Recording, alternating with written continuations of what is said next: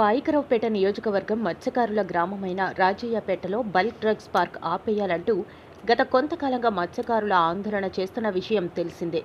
ఆ సందర్భంలోనే తన సొంత నియోజకవర్గమైన పాయికరావుపేటలో నాకు తిరుగులేదులే అనుకుంటూ హోమ్ మినిస్టర్ అనిత గ్రామాన్ని సందర్శిస్తే అక్కడున్న మత్స్యకారులందరూ కూడా ఆవిడ్ని కొన్ని గంటలు నిర్బంధించడం జరిగింది.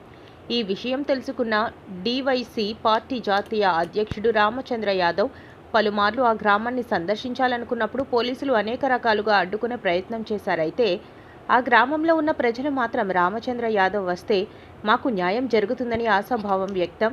ఈ విషయమై నక్కపల్లి సిఐ కుమారస్వామి రామచంద్ర యాదవ్ రావడానికి ఎటువంటి అనుమతులు లేవని, ఈ విషయమే రామచంద్ర యాదవ్కి వాట్సాప్ ద్వారా నోటీసులు పంపించామని పోలీసులు తెలిపారు.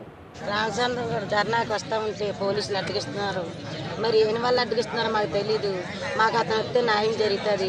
అతను రావాలి. మాకు ధర్నా గారికి వస్తే మాకు ఏం చెప్తాడో మాకు చేయాలని, అతను రావాలని మేము అందరూ కోరుకుంటున్నాం. అతను ఇక్కడ ధర్నా గారికి రావాలి.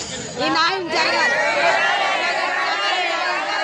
రామచంద్ర గారు మా ధర్నా గారికి రావాలి. అతను వస్తే మాకు న్యాయం జరుగుతుంది. అతని గురించి మేము ఎదురు చూస్తున్నాం. అతను మాకు న్యాయం జరగాలి. రావాలి ధర్నా రామచంద్ర చేయడం జరిగింది. అక్కడ జరిగిన ఇష్యూస్ వల్ల ఈ మళ్ళీ ఊర్లోకి వస్తే మళ్ళీ ఇష్యూ జరిగే అవకాశం ఉందని చెప్పేసి పర్మిషన్ రిజెక్ట్ చేయడం జరిగింది. సదరు విషయం రామచంద్ర యాదవ్ గారు తెలియజేయడం జరిగింది. సిఐ గారు ఫోన్లో తెలియపరిచారు, వాట్సాప్లో పెట్టారు. రామచంద్ర యాదవ్ గారు పిఐ గారితో కూడా మాట్లాడడం జరిగింది. సో రామచంద్ర యాదవ్ గారికి కూడా మొత్తం చెప్పడం జరిగింది. సో మీ కమిటీ ఉన్నారు కాబట్టి మీ కమిటీ కూడా తెలియజేస్తున్నాం. మన రామచంద్ర యాదవ్ గారు రేపు రావడానికి ఎటువంటి పర్మిషన్ లేదని మన ఎస్పీ గారు తెలియజేశారు. అది మీకు ఒక కాపీ ఇస్తున్నాం. రామచంద్ర యాదవ్ గారికి కూడా తెలియజేయడం జరిగింది. Thank you.